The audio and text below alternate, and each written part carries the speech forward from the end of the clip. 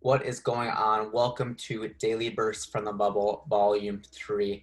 Really excited to bring Volume 3 to you guys as we feature the Houston Rockets versus Los Angeles Lakers in Game 1 of their series. We're going to feature our lead official, Kane Fitzgerald, as he ends up calling a blocking foul against Anthony Davis as he actually slides in to take a charge against the driving James Harden. We're just going to get right to it, but really excited to feature Kane Fitzgerald as well as give you some insights on the game mechanics, the play calling itself, and really give you some action steps on how you can become a better official moving forward. So let's get right into it. This one takes place with 7 minutes, 20 seconds left of the fourth quarter.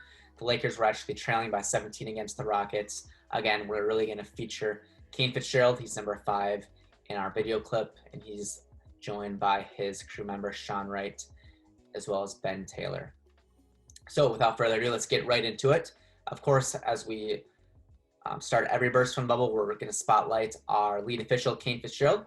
So without further ado, let's introduce Kane Fitzgerald. All right, without further ado, let's introduce our featured official, Kane Fitzgerald. He is the lead official in our spotlighted play of Volume 3 Burst from the Bubble. As we do with every volume, we like to take a look at our featured official, introduce him or her, and get into their history, how they got to the NBA, as well as just some fun facts about them. So with Kane, he is entering his 12th season as an NBA official. He's officiated over 630 regular season games, 32 playoff games, as well as 1 finals game, which was actually his favorite NBA assignment so far, was in the 2019 NBA Finals, Warriors-Raptors. As we can all remember, that's a very exciting series to be a part of.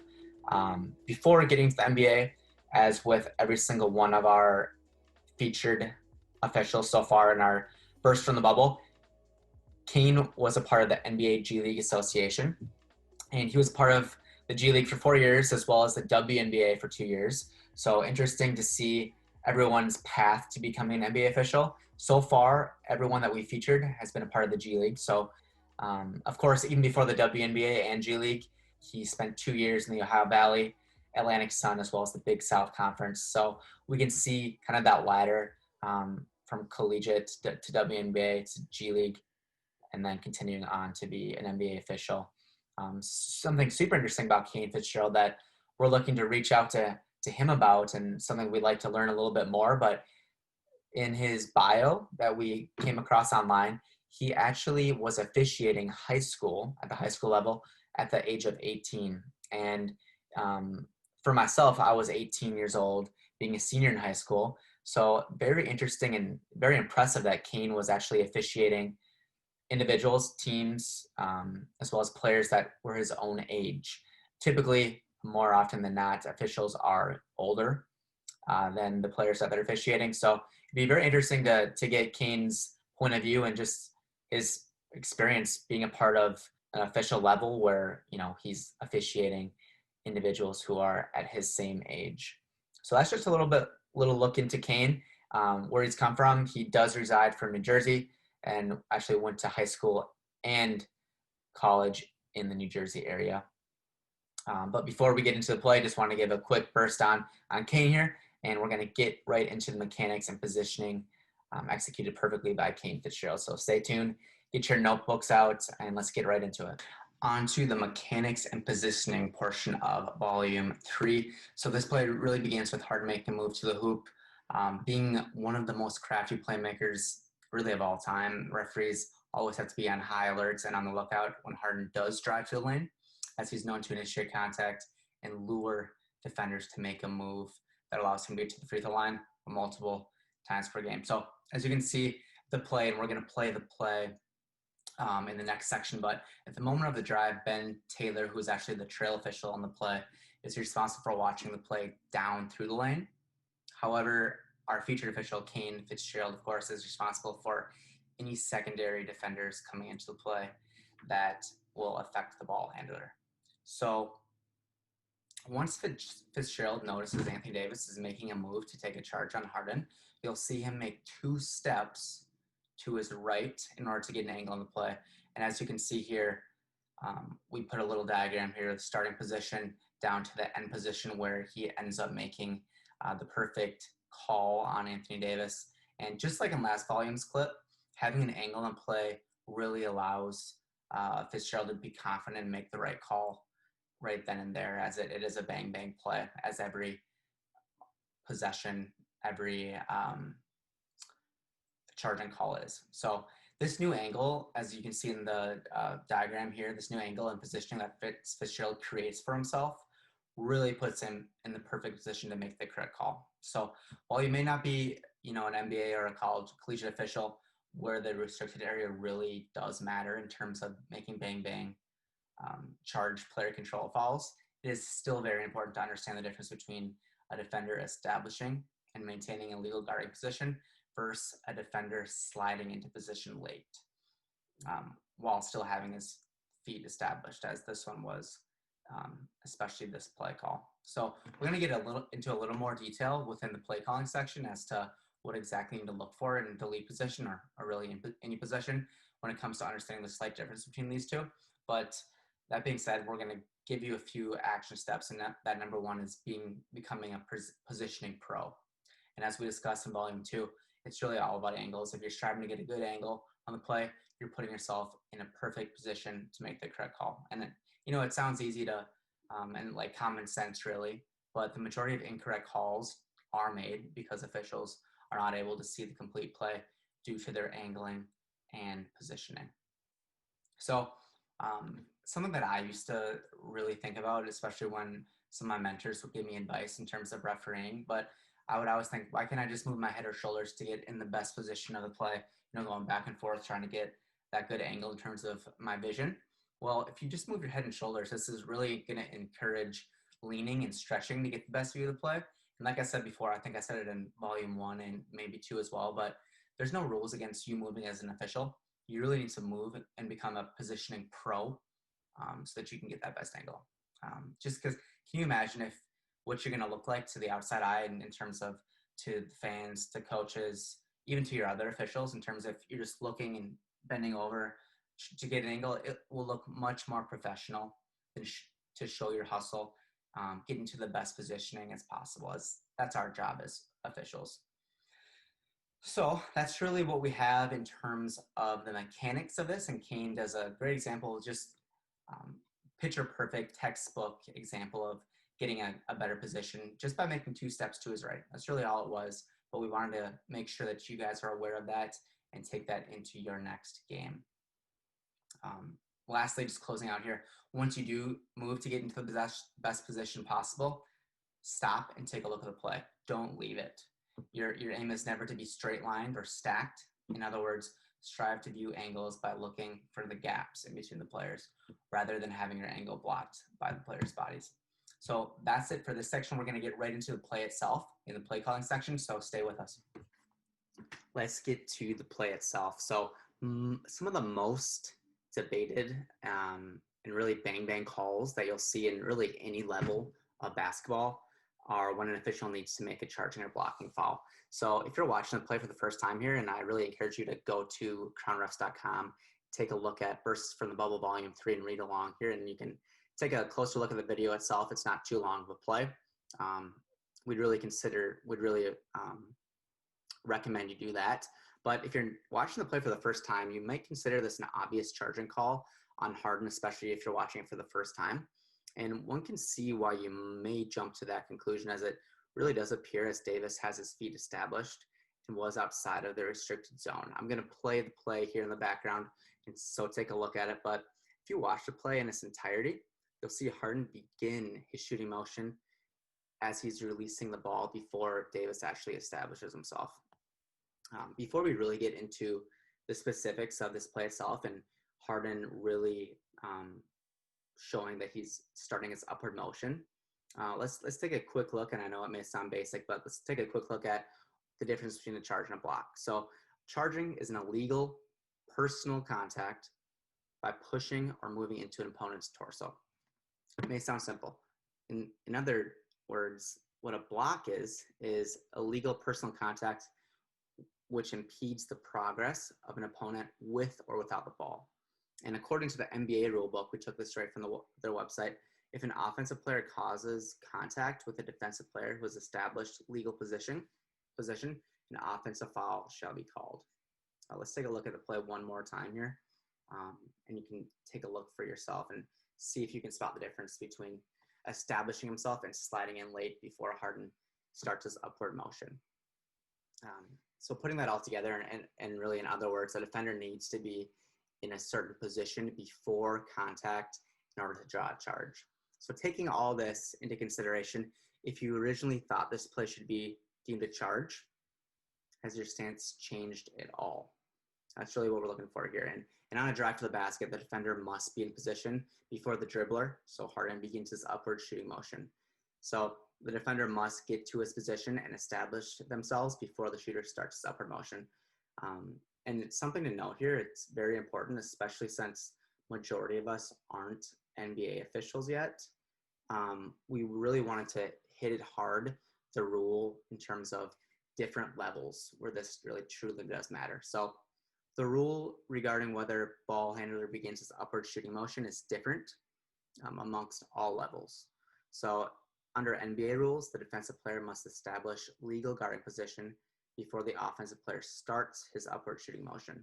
As you can see here, I know it's a little blurry, but Harden's starting his shooting motion. And you can see here, Davis, as I'm circling here, Davis has not truly established himself yet. So that's very important to understand, especially at the NBA level. Now, for the NCAA and high school league, a defender has to obtain legal guarding position before the offensive player is airborne with both feet off the floor. So that's a pretty big difference between the NBA and college as well as high school. And although it does vary just slightly, it can really affect a decision whether a play should be deemed a charge or a block.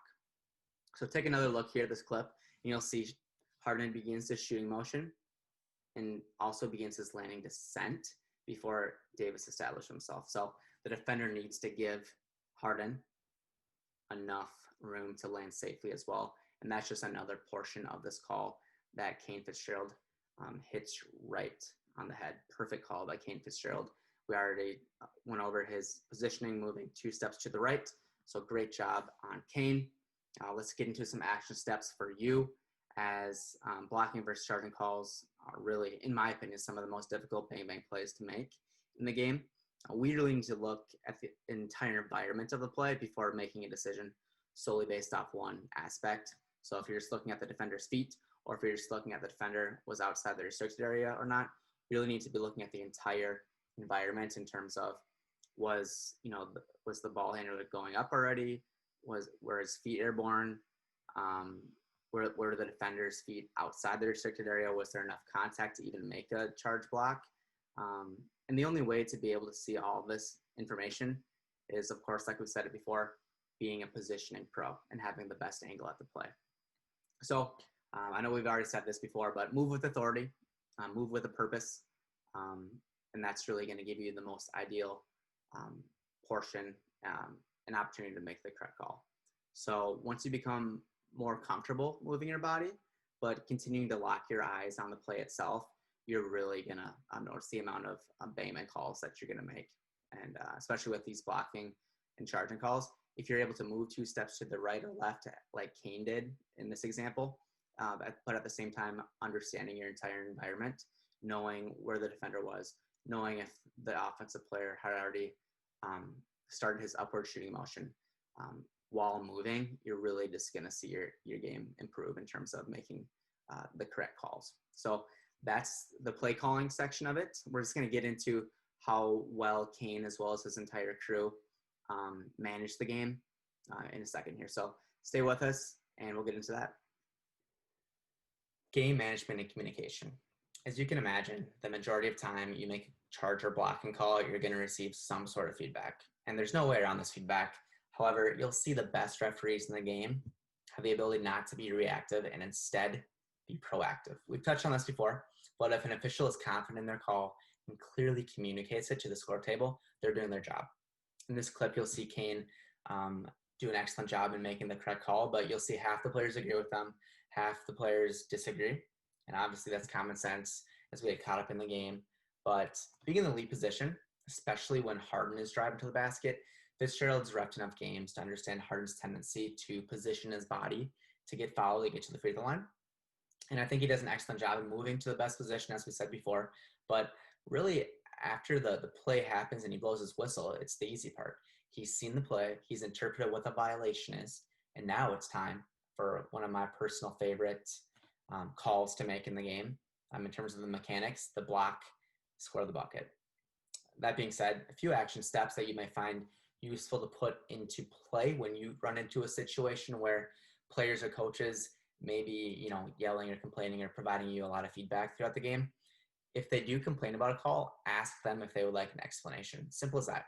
Instead of reacting and answering to every single request or outburst from a player or coach, pick a time to have a conversation with them. I think both players, fans, and coaches tend to forget that we're all humans and we get caught up in the gameplay. So what I would recommend is something I've done, and the success rate has been perfect so far. But if a coach just likes to commentate the entire game with, yelling out things like, he's reaching, bad call, travel, you got to call that. Go up to them, whether it be during a timeout, whether it be during a free throw, and ask them if they would like an explanation on what you exactly saw. Tell them you can't be yelling out the entire game at me. I'm trying to make the correct call. And just be clear with them, be confident, but you also need to be stern with them and say, if you'd like an explanation on what I saw, I'd be happy to share that with you. However, you cannot be yelling at me the entire game. Since not all of us officials are NBA officials, we don't have the luxury of the replay monitor. What we can do is be clear and communicative with all parties involved in the game. Be clear, be confident, be sharp, and explain your reasoning, and you'll be in a great position as an official. On to my favorite part of each burst from the bubble, volume, the bubble bursts. So if you're in a rush and just want to get a quick summary of everything that's discussed in this volume of burst from bubble, these bubble bursts will do just that for you. So number one, mechanics and positioning. We said it before, but become a positioning pro. Once you move to get the most ideal position of the play, stop, take a look at the play, don't leave it. Your aim is never to be straight lined or stacked. Really strive to view angles by looking for the gaps between the players rather than have your angle blocked by their bodies. Number two, play calling. Understand the art of a defender sliding underneath of the offensive player. The defender must establish themselves outside of the restricted zone before the ball handler starts their upward shooting motion. And this is really often forgot amongst the other rules of a charging violation. Please note, as we said this in the article, there are different rules between the NBA, college, and high school, as the NBA is if a defender hasn't established themselves before the shooter starts their motion, that is a violation. In college and high school, if the offensive player has started the shooting motion and is airborne with 2 feet off the air before the defender establishes himself, then it's a charge. So that's just a quick rule to note and very important for all of us officials. Lastly, one of my favorite portions of these volumes is game management and communication. Always calmly explain your reasoning behind a call. And if you can clearly detail what you saw to those questioning, you're doing your job as an official and managing the game the way it is meant to be. Something I like to do, a quick tip, is if a coach is, giving you a hard time all game and it's just yelling, travel, reach, that's a foul, calmly approach them when you have a moment. Maybe it's during a timeout, maybe it's during a free throw, and say, Coach, I can hear you yelling. If you have a question about a certain call, please let me know. I'd be happy to explain what I saw. So those are just some quick bubble bursts, and that's really it for volume 3 from Burst from the Bubble. Now is the time to get better. If you do have any questions or thoughts or anything you got out of the play itself or from Kane Fitzgerald's mechanics, positioning, or movement for this specific play, let us know. We'd be happy to connect with you. As well as you have any thoughts on anything Crown Ref related, please let us know. We'd be happy to connect with you. That's Burst from the Bubble Volume 3.